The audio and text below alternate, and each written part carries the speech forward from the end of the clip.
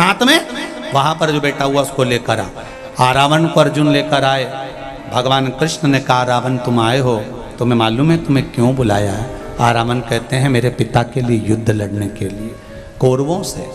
नहीं रावण, तुम्हारी बलि चढ़ना है, चंडी को बलि देना। रावण कहते हैं द्वारिका रे नाथ, मरने को तो तैयार बैठा हूं क्योंकि पिता के लिए मरना है, पर युद्ध के मैदान में मरूंगा तो वीरों की गति होगी और ऐसे मरूंगा तो नरक भोगना पड़ेगा।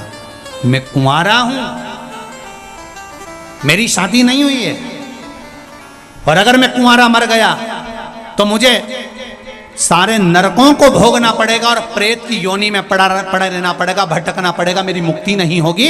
शादीशुदा व्यक्ति मरता है तो उसका तर्पण होता है, तिलांजलि होती है, पिंड होता है, गया होती है, ब्रह्म कपाली होती है, उसको सब कुछ मिलता है। ब्राह्मण भोजन करेगा तो उसको भाग मिलेगा, यज्ञ करा तो उसका भाग पितरों को मिलेगा, पर मैं आहूतों की गिनती में आ जाऊंगा क्योंकि कुंवारा मरा तो मैं आहूतों की गिनती में आ जाऊंगा, मेरी मुक्ति नहीं होगी। ना तो मेरा तर्पण होता है, ना मेरी तिलांजलि होती है, ना मेरा ब्राह्मण भोज होता है, ना मेरा पिंड होता है। कोई पिंड भी कर देता है तो मुझे नहीं मिलता है, मेरे लिए कुछ करिए। द्वारका नाथ ने कहा तो क्या चाहिए तुमको? पहले मेरी शादी कर दो, फिर मेरी बलि चढ़ा दो, मैं मरने को तैयार बैठा हूं।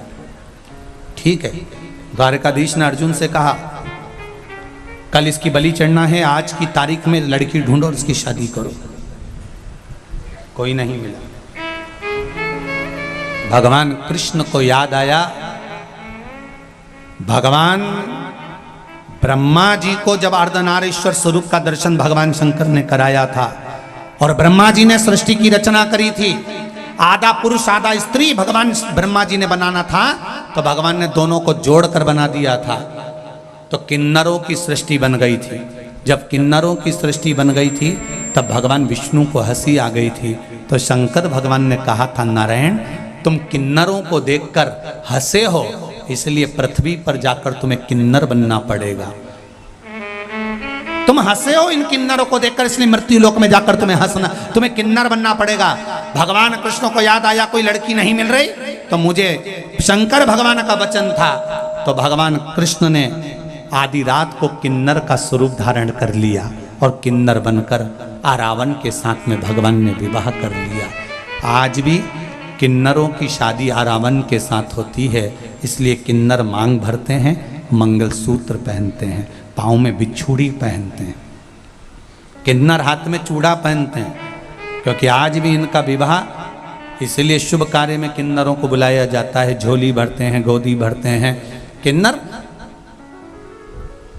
प्रथम सृष्टि किन्नरों की बनी थी, प्रथम सृष्टि आया। भगवान कृष्ण रावण के साथ में किन्नर बन विवाह किया। दूसरे दिन रावण के प्राण छूटे, भगवान बिलक कर रोए। तो यहां शास्त्र कह रहा है कि कुंवारी अवस्था में मरेगा, पिंड तक नहीं, तर्पण तक नहीं, तिलांजलि तक नहीं, तो उनके लिए स्वयं श्रीमद् भागवत में लिखा है कि भागवत पितरों को तारती है।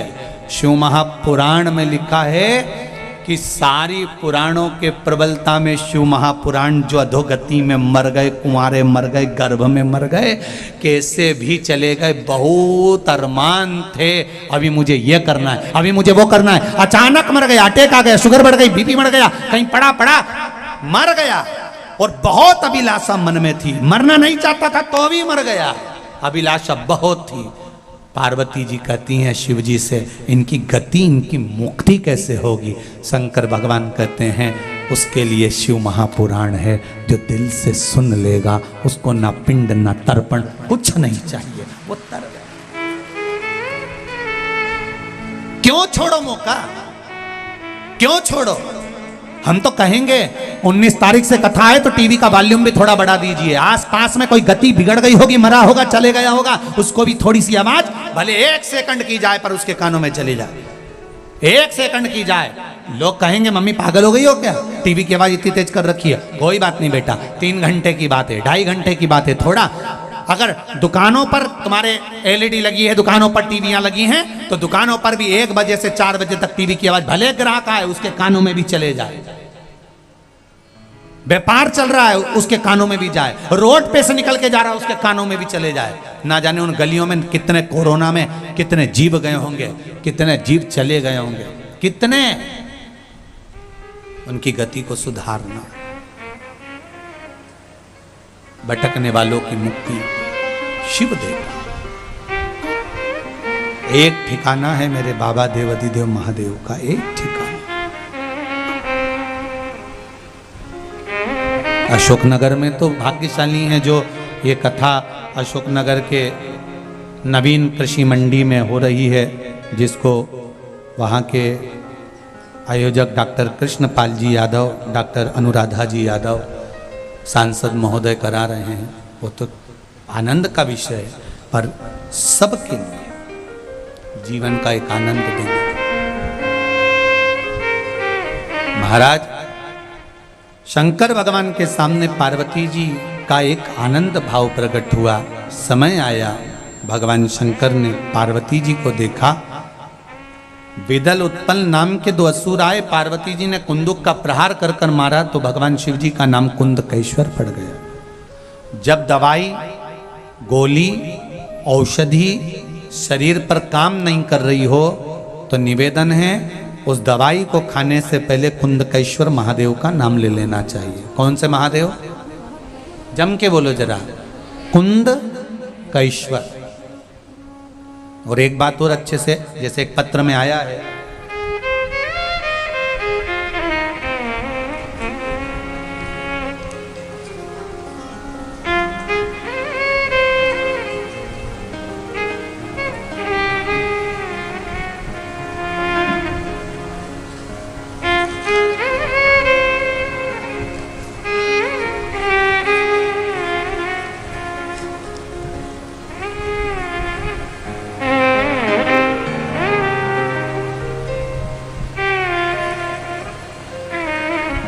एक किसी का पत्र आया है कि उसकी आंख की रोशनी चली गई थी। जिसने लिखा हो वो खड़े हो जाए, और पत्र ढूंढना पड़ा।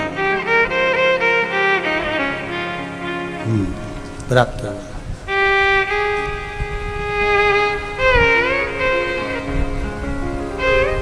मेरा नाम जगदीश प्रसाद जांगीर, गांव जुगलपुरा, जिला सीकर से हूँ। कहीं बैठे हो तो हाथ हिलाइएगा, जहाँ कहीं भी बैठे हो।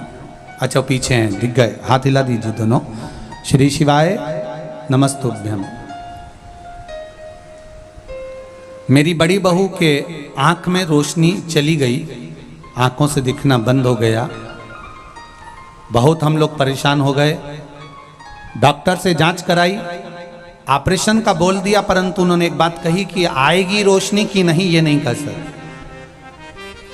सीकर, जयपुर, दो जगह पर जांच करवाई, पर दोनों जगह पर डॉक्टर ने कह दिया कि आंख की रोशनी आना पक्का नहीं है कि ऑपरेशन करेंगे और आ जाएगी, ये निश्चित नहीं है। तब फिर मैं आपकी कथा टीवी पर सुनी तो मैंने बाबा को जल चढ़ाना प्रारंभ किया। हाथ लगवा कर पानी ले जाती, चढ़वाती और जल लेकर आती और बहू की आंखों में लगाना प्रारंभ किया। 18/6/2022 को ऑपरेशन की तारीख आ गई, आंखें ठीक नहीं हुई। तब मैंने बाबा से कहा, बाबा हम ऑपरेशन कराने के लिए जा रहे हैं, पर शिव महापुराण की कथा में तो महाराज चिल्ला चिल्ला कर कहते हैं बाबा कि बाबा सब दुख काटता है तो इसकी आंख वापिस क्यों नहीं आई? मेरी पूजा में कोई कमी रह गई? 18/6/2022 को, 18 जून 2022 को हम ऑपरेशन के लिए निकल गए, आंखें वापिस नहीं आई। ऑपरेशन के लिए लेकर गए तो हमने सोचा कि बाबा की एक बेलपत्री साथ में रख लेते हैं, कुछ तो बाबा कृपा करेगा। जब महाराज चिल्ला चिल्ला कर कहता है कि वो सुनता है तो वो सुनेगा जरूर। आखिरी तक नहीं छोड़ा, विश्वास। बेलपत्री ले गए, बहू के पर्स में डाल दी, बैग में डालकर लेकर जब ऑपरेशन के लिए पहुंचे जयपुर, तब ऑपरेशन करने वाले डॉक्टर जब उसको लेकर चले तो उन्होंने कहा एक बार जांच वापिस करते हैं। और जब वापिस जांच करी तो कहा रुको, एक बार जांच करने के बाद एक दवाई देते हैं, वो 2 बूंद डालकर देखते हैं, अगर आ जाए तो ठीक।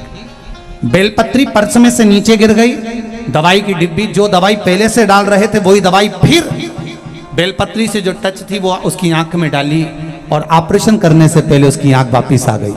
शिव कृपा। बैठिए बहन। श्री शिवाय नमस्तुभ्यम। ये शिव है।